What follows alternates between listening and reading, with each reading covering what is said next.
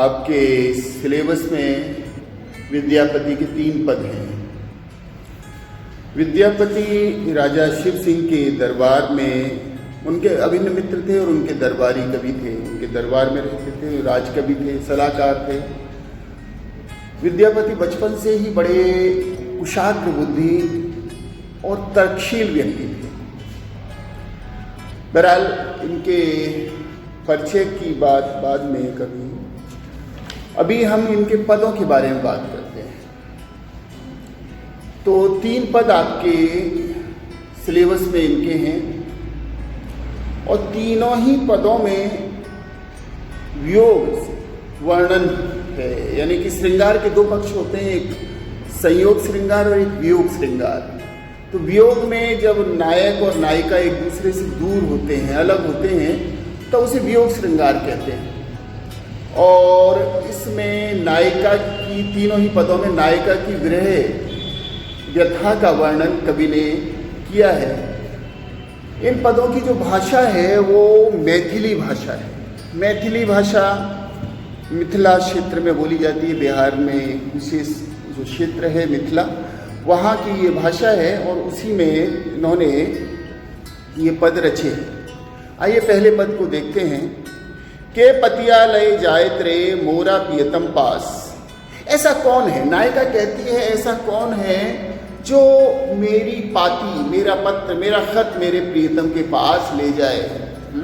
कोई ऐसा है क्या जो मेरा खत मेरे प्रियतम को पहुंचा दे। ये नहीं सहे असह दुख रे भेल सावन मास। मेरा हृदय असह्य, ये वियोग की जो पीड़ा है, विरह की जो पीड़ा है, इस पीड़ा को सह पाने की स्थिति मेरे हृदय की नहीं है। बहुत ज़्यादा दुख में हूँ मैं, कष्ट में हूँ। और कारण क्या है, भेल सावन मास, कि सावन का महीना, इस सावन के महीने में और ज़्यादा असह्य दुख मुझे हो रहा है। एक सरी भवन पिया बिनु रे मोहि रहलो न जाए। मुझसे अकेले इस भवन में, महल में, निवास में रहा नहीं जाता है। यानी कि अकेले में ये जो विरह व्यथा है ये और ज़्यादा बढ़ जाती है और मुझसे रहा नहीं जाता अकेले। सखी अनकर दुख दारुण रे जग के पति आए। सखी, एक सखी से दूसरी सखी से कह रही है। यहाँ पर ये कहीं ना कहीं राधिका, राधा श्री कृष्ण के मथुरा चले जाने के बाद अपनी वियोग की स्थिति को प्रकट कर रही हैं। दूसरी सखी से कह रही है कि सखी अनकर, अनकर यानी किसी दूसरे का दुख, इस दारुण दुख, बहुत ज़्यादा दुख जग के पति आए। इस संसार में, पति आए मतलब इस संसार में कोई भी दूसरे के दुख को नहीं समझता है, कोई दूसरे की पीड़ा नहीं समझता है। मोर मन हरि हर लय रे गेल रे अपने अपनों मन गेल। मेरे मन को, मेरे हृदय को, मेरे दिल को हरि श्री कृष्ण हर ले गए हैं अपने हृदय के साथ, है ना। हर और हरि लेना है। तो यहाँ अनुप्रास अलंकार का बहुत सुंदर प्रयोग है। मोर मन, अनुप्रास अलंकार बहुत सुंदर प्रयोग। गोकुल तेजी मधुपुर बसरे कन अबजस लेल। वे गोकुल छोड़ करके कहाँ बस गए हैं, मथुरा में, मथुरा में बस गए हैं। और कन अपजस लेल, और इस प्रकार से उन्होंने अपयश ले लिया, संसार में बदनामी मोल ले ली है। विद्यापति कवि गाओ रे धनि धरु मन आस। विद्यापति कवि कहते हैं, एरी नायिका, ए सखी, ए राधिका, गाते गाते विद्यापति कह रहे हैं, रे धनी, एरी नायिका, धर मन आस, अपने हृदय में आस रखो, उम्मीद रखो, है ना, उम्मीद, निराश मत हो। आओ तोर मन भावन रे ए ही कार्तिक मास। तेरे जो मन भावन, तेरे जो प्रियतम है वो इस कार्तिक मास में लौट आएंगे, वापस आ जाएंगे, चिंता मत करो।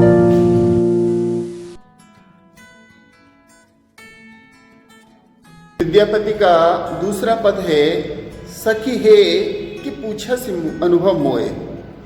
एरी सखी, एक सखी दूसरी से कह रही है कि एरी सखी तू प्रेम के मेरे अनुभव को मुझसे क्या पूछती है, तुझे क्या बताऊं। सेह प्रीत अनुराग बखानिय तिल तिल नूतनोय, मैं जितना इस प्रेम की व्याख्या करूं, इसका बखान करूं, क्यों तो तिल तिल, यहाँ पुनरुक्ति प्रकाश अलंकार है, नूतन होए, उतना ही ज़्यादा नवीन होता है, उतना ही ज़्यादा नया नया, यानी उतनी नई नई बातें मेरे दिलो दिमाग में इस प्रेम को लेकर के आती हैं। सो इसकी व्याख्या, इसका बखानना संभव नहीं है। जन्म अवधि हम रूप निहारल नयन तिरपित भेल, पूरे जन्म हम अपने प्रियतम का रूप निहारती रही, लेकिन अभी तक क्या हुआ, नयन न तिरपित हुए, हमारे जो नेत्र हैं वो तृप्त नहीं हुए। मेरे जो नेत्र हैं उनको अभी भी संतुष्टि नहीं मिली, वो लगता है कि निरंतर उन्हीं को देखते रहें। सेहो मधुर बोल श्रवणन सुनल श्रुति पथ परस न गेल, और उनके मधुर वाणी, उनके मधुर बोल निरंतर मैं सुनती रही हूँ, बावजूद इसके श्रुति पथ यानी कानों को क्या हुआ है, परस न गेल, उन्हें भी संतुष्टि नहीं मिली है ना, उन्हें भी चैन नहीं, सुकून नहीं मिला है। लगता है कि निरंतर वो मीठी वाणी उनके इन कानों में पड़ती रहे।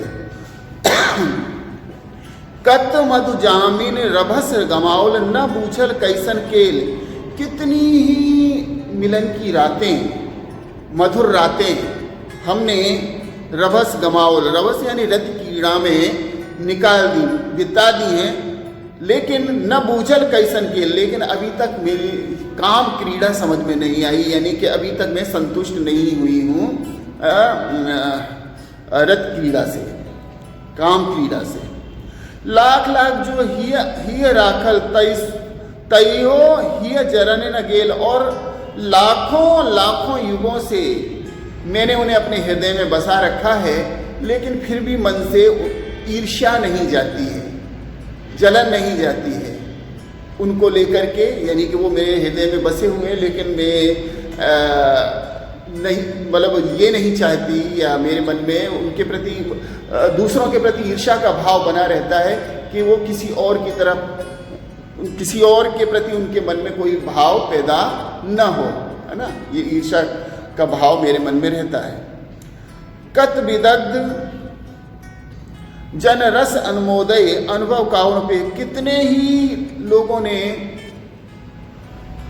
इस प्रेम का अनुभव किया है, उपयोग किया है, लेकिन अनुभव काउन पे कोई भी पूरी तरह से इस प्रेम की पराकाष्ठा को छू नहीं पाया है, किसी को भी इसका पूर्ण अनुभव नहीं हुआ है। विद्यापति कह प्राण जुड़ाए ते लाखे न मिलल एक, विद्यापति देखिए दो तरह से इसको कह सकते हैं कि तुम्हारे, विद्यापति कवि कहते हैं कि तुम्हारे प्राण अवश्य शीतल होंगे, क्योंकि लाखों में श्री कृष्ण जैसा कोई एक ही है, यानी श्री कृष्ण लाखों में एक है, कहने का मतलब ये है। और दूसरा ये भी है कि विद्यापति कह प्राण जुड़ाए ते लाखे न मिलल एक, विद्यापति कहते हैं कि जिससे कि प्राण पूरी तरह से जुड़ जाएं, ऐसा लाखों में भी कोई एक नहीं मिला है। तो दो अर्थ यहाँ पर है, ये इनका दूसरा पद है।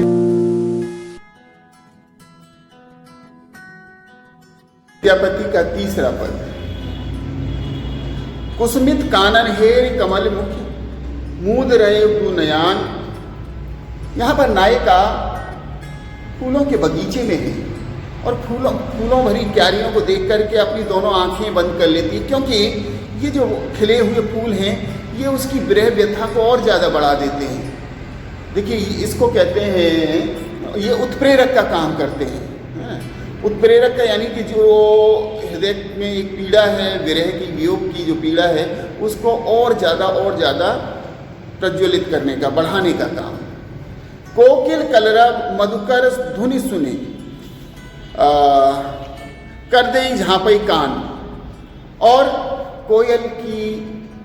कोयल का कूकना सुन करके और मधुकर यानी कि भंवरों का मधुर गुंजन सुन करके अपने कानों को ढांप लेती है। कहने का मतलब ये है, आंखों को बंद कर लेना फूलों को देख करके, कोयल की मीठी वाणी सुनकर कान बंद कर लेना, मधुर गुंजन भंवरों का सुनकर के कान बंद कर लेना। इसका मतलब है ये जो चीज़ें हैं ये इसे अपने उस समय की याद दिलाती हैं, मतलब और ज़्यादा इसकी वियोग व्यथा को बढ़ा देती हैं जब वो मिलन था, संयोग था अपने प्रियतम से, है ना।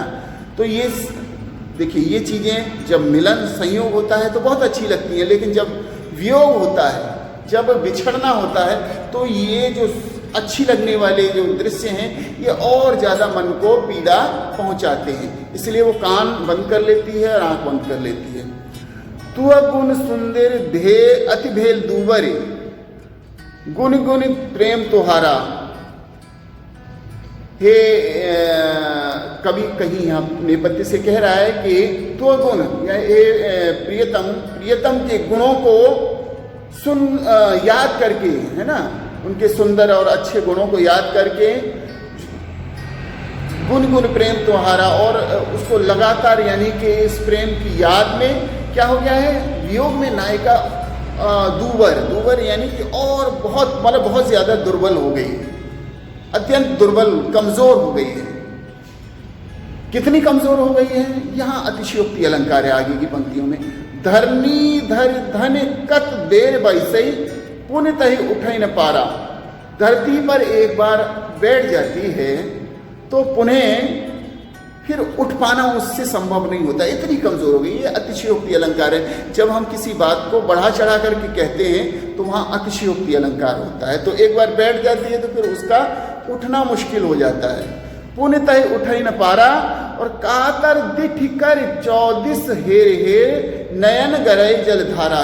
कातर दृष्टि से, एक कातर यानी दुखी दृष्टि से, कि इधर से आएंगे, इधर से आएंगे, इधर से आएंगे, प्रियतम की उम्मीद है ना, इंतजार है। तो 14 हेर हेर, चहुओर, 14 यानी चहुओर, चारों दिशाओं में हेर हेर देख देख करके नयन गरय जलधारा, नयनों से जल की धारा, आंसुओं की धारा निरंतर बहती रहती है। तोहर बिरह दिन छन छन तनु छिन, 14 चांद समान, चतुर्दशी के चांद के समान तो ये जो शरीर है ये लगातार क्षीण होता जा रहा है, कमज़ोर होता जा रहा है। और भनई विद्यापति शिव सिंह नरपति लखमा देई रमान, लखमा देवी के प्रति राजा शिव सिंह। अब यहाँ थोड़ा सा अलग बात कही है, क्योंकि राजा के दरबार में राजा शिव सिंह को ये कविता सुनाई है, तो कि राजा शिव सिंह की पत्नी का नाम है लखमा देवी। तो राजा शिव सिंह, आप इस नायिका की स्थिति को भली भांति महसूस कर सकते हैं, जान सकते हैं, क्योंकि आप अपनी पत्नी लखमा देवी के साथ सुंदर तरीके से रमण करते हैं और इस प्रेम की स्थिति को समझ सकते हैं, इस वियोग को भली भांति जान सकते हैं, समझ सकते हैं। ठीक है, इसलिए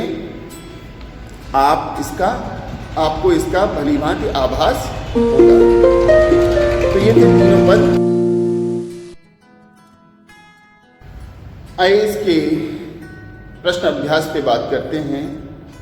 विद्यापति के तीनों पदों के प्रश्न अभ्यास।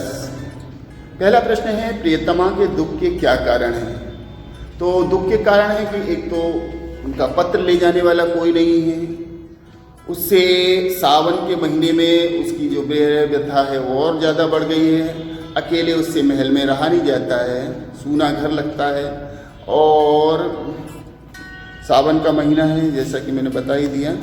इसके साथ उसके जो प्रियतम है श्री कृष्ण, वो गोकुल छोड़ करके मथुरा जा बसे हैं, और इस संसार में कोई भी किसी और के दुख को भली भांति उसका एहसास किसी और को नहीं हो सकता है। दूसरा है, कवि नयन न तिरपित भेल के माध्यम से गृहिणी नायिका की किस मनोदशा को व्यक्त करना चाहता है। नयन न तिरपित हो, यानी कि पूरे जीवन नायिका के नेत्र अपने प्रियतम को देखते रहे, लेकिन फिर भी वो तृप्त नहीं हुए, उनको अभी भी संतुष्टि नहीं मिली। लगता है कि निरंतर हमेशा हमेशा वो अपने प्रियतम को ही निहारती रहे, देखती रहे। तीसरा है, नायिका के प्राण तृप्त न हो पाने का कारण अपने शब्दों में लिखिए। प्राण तृप्त न होने का कारण यही है कि जन्म अवधि हम रूप निहारल नयन उसके नेत्र तृप्त नहीं हुए, उनकी मधुर वाणी लगातार सुनती रही, लेकिन फिर भी कानों को संतुष्टि नहीं मिली है। लगातार यही लगता है कि उनके कान उनकी आवाज़ सुनते रहे। कितनी ही मधुर रातें काम क्रीड़ा में गुजार दी, लेकिन फिर भी उसका पूरी तरह से वो अनुभव नहीं हुआ है। और अभी भी उसके मन में, नायिका के मन में ईर्ष्या का भाव बना हुआ है। यही सब बातें यहाँ इस पद में कवि ने कही हैं। सेह प्रीत अनुराग बखाने तिल तिल नूतन होए से लेखक का क्या आशय है? सेह प्रीत यानी वही प्रीति, उस प्रीत को जितना ज़्यादा मैं उस प्रेम को, इस प्रीति को मैं जितना ज़्यादा बखान करूं, जितना ज़्यादा उसकी व्याख्या करूं, तिल तिल नूतन हो, वो और ज़्यादा नवीनता लिए हुए मेरे सामने आती है। यानी वो उतने ही ज़्यादा नवीन रूप में सामने प्रकट होती है। कोयल और भौरों के कलरव का नायिका पर क्या प्रभाव पड़ता है? कोयल और भौरों के कलरव से, कोयल का कूकना, भौरों का गुंजायमान होना, वो नायिका की विरह व्यथा को और ज़्यादा बढ़ा देता है। उनकी मधुर ध्वनि नायिका की वियोग की स्थिति को और ज़्यादा कठिन कर देती है, और इस कारण नायिका अपने दोनों कानों को बंद कर लेती है ताकि ये आवाज़ उसे सुनाई न दे। कातर दृष्टि से चारों तरफ प्रियतम को ढूंढने की मनोदशा को कवि ने किन शब्दों में व्यक्त किया है? शब्द हैं कि कातर दिठ करी 24 हेर हेर नयन गरई जलधारा। कातर दृष्टि से, दुखी नेत्रों से नायिका अपने प्रियतम को चारों दिशाओं में हेर हेर यानी देखती है, निहारती है कि कहीं से भी वो आ जाएं, दिखाई दे जाएं। लेकिन जब वो प्रियतम उसे नहीं दिखाई देते तो क्या होता है कि उसके नेत्रों से इस दौरान लगातार आंसुओं की धारा, जलधारा निरंतर बहती रहती है। सातवां है, इसमें निम्नलिखित शब्दों के तत्सम रूप लिखिए। तत्सम रूप लिखने हैं तो तिरपित यानी तृप्त, क्षण क्षण, विदगद विदग्ध, निहारल निहारना, प्रीत प्रीत, सावन श्रावण, अपजस अपयश, छिन क्षीण, तोहारा तुम्हारा, और कार्तिक यानी कार्तिक। निम्नलिखित का आशय स्पष्ट कीजिए। आठवां और अंतिम प्रश्न है। पहला का, हालांकि तीनों पदों का मैं भावार्थ बता चुका हूँ, फिर भी एक बार सुन लीजिएगा। एक सारी भवन पिया बिनु रे मोहि रहलो न जाय, सखी अनकर दुख दारुण रे जग के पति आए। यानी एक सारी भवन, अकेले, एक सारी यानी अकेले, एकांत भवन में बिना पिया के मुझसे, बिना प्रियतम के मुझसे रहा नहीं जाता है ना। सखी अनकर दुख दारुण रे जग के पति आए। समाज का यहाँ उपेक्षापूर्ण रवैया रखा गया है कि किस तरह से समाज दूसरों के दुखों के प्रति उपेक्षा का भाव रखता है, कि किसी दूसरों के दुख से इस समाज को कोई लेना देना नहीं होता है। तो कोई भी मेरे दुख को नहीं समझता है, ऐसा सखी कह रही है। ख, जन्म अवधि हम रूप निहारल नयन न तिरपित भेल, सेहो मधुर बोल श्रवणन सूनल श्रुति पथ परस न गेल। पूरी जन्म भर हम उनके रूप को निहारते रहे, लेकिन ये नेत्र फिर भी तृप्त नहीं हुए, और इसी प्रकार इन कानों ने उनके मधुर बोलों को निरंतर सुना है, फिर भी इन कानों को अभी तक संतुष्टि नहीं हुई है। लगता है कि निरंतर वो उन्हीं के मीठे बोल सुनती रहें। एंड गा में, कुसुमित कानन हेर कमलमुख मूद रहे दुनयान। कुसुमित कानन, कुसुमित यानी फूलों से भरे हुए बगीचे को, हेर यानी देख करके, कमलमुखी यानी कमल के जैसे मुख वाली सुंदर नायिका मूद रहे दुनयान, अपने दोनों आंखों को बंद कर लेती है, क्योंकि इससे और ज़्यादा उसकी वियोग की स्थिति बढ़ जाती है। कोकिल कलरव, कोयल का कूकना, मधुकर धुनि सुने, मधुकर यानी भंवरे की मधुर धुनि सुन करके, कर दे झांपई कान, अपने दोनों कानों को हाथों से बंद कर लेती है, क्योंकि इनके गुंजन से, कोयल के कूकने से, भंवरों के गुंजन से, गुंजायमान होने से क्या होता है कि उसको और ज़्यादा पीड़ा होती है, उसकी वियोग की स्थिति और ज़्यादा उसको कठिन लगने लगती है। तो ये था विद्यापति के पद और उसके प्रश्न अभ्यास। अतिरिक्त प्रश्न भी आ सकते हैं, तो आप देखिएगा, अपने हिसाब से उसको करने की कोशिश करिए।